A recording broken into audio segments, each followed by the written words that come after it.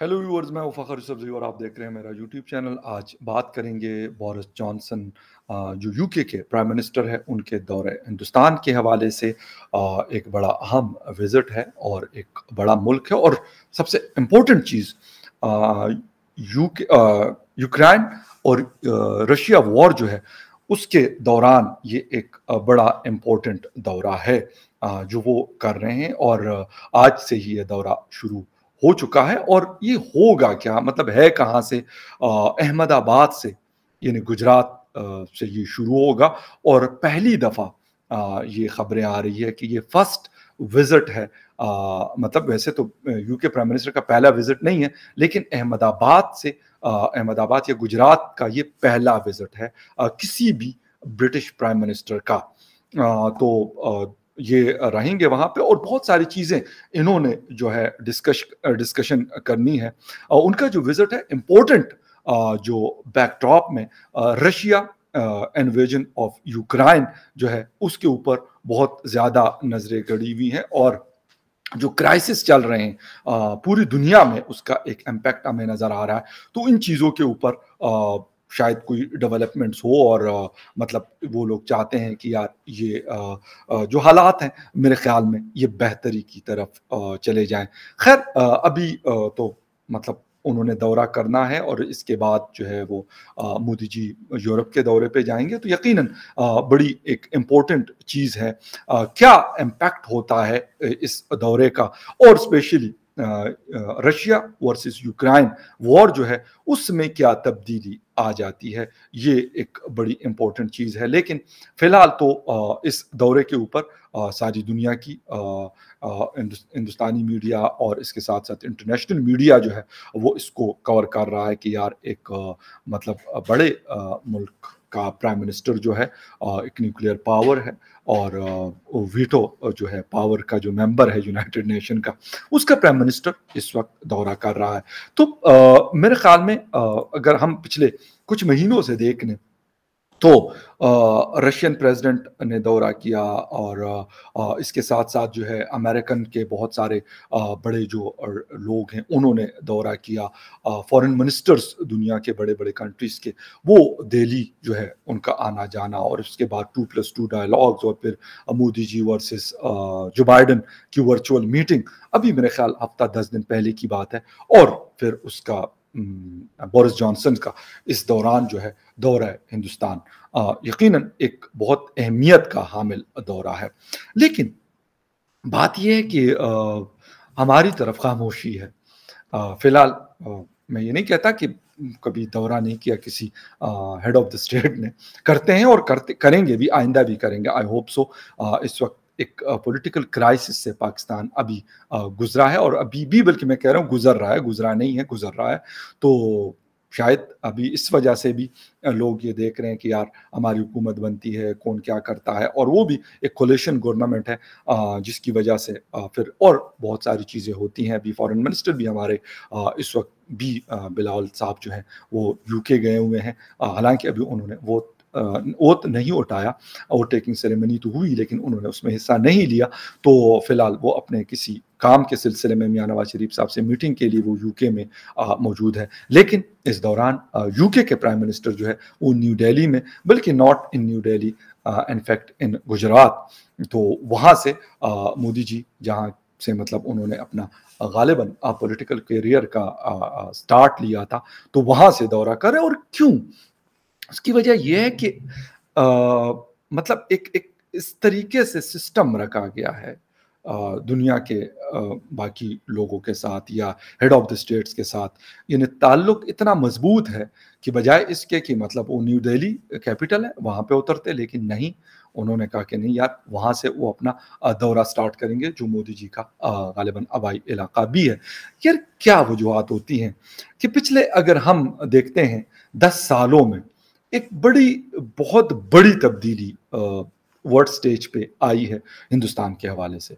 पहले भी होती होगी, लेकिन इस लेवल की अगर हम देखते हैं तो लास्ट 10 ईयर्स में हम लोग इस चीज़ों को देख रहे हैं और मॉनिटर भी कर रहे हैं।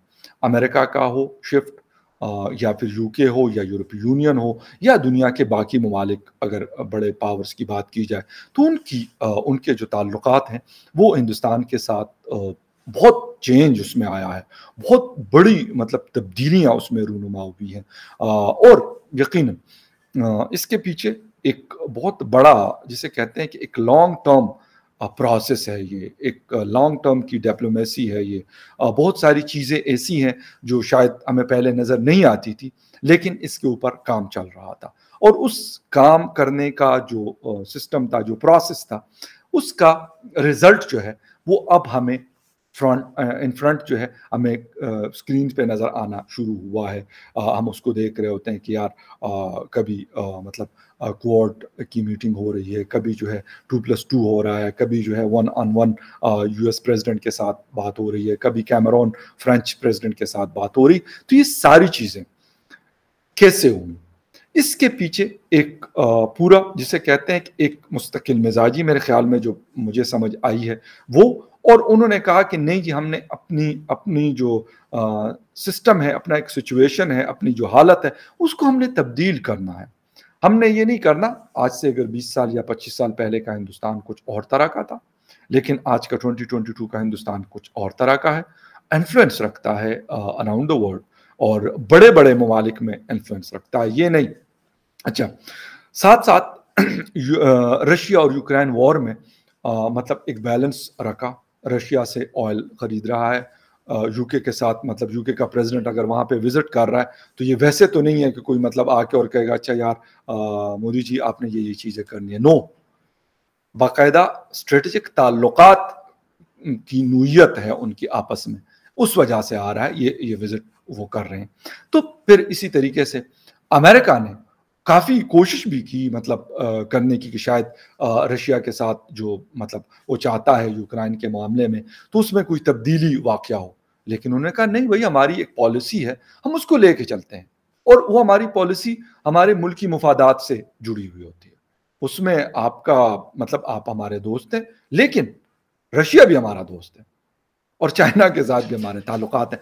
تو یہ اب اچھا UK کے ساتھ بھی، حالانکہ اس وقت اگر رشیا کو دیکھ لیں تو ایک بلاک ہے، اور باقی rest of the world specially امریکہ ہو، یورپ ہو، UK ہو، یہ ایک آسٹریلیا اور جاپان تک، کینیڈا تک، یہ ایک الگ بلاک بنا ہوا ہے، لیکن اس کے باوجود بھی ان کے ہیڈ آف دا اسٹیٹ جو ہیں وہ انٹرسٹڈ ہیں کہ یار ہم نیو دہلی جائیں، ہم وہاں کا دورہ کریں، ہم وہاں کی حکومت سے بات کریں، ہم ان سے ملیں، ہم ان سے جو بزنس ٹائز ہیں اس کو مزید مضبوط کریں، اپنے لیے نئی مارکیٹ سرچ کریں، کچھ نئی چیزیں لے کے دیں، کچھ ان سے لیں۔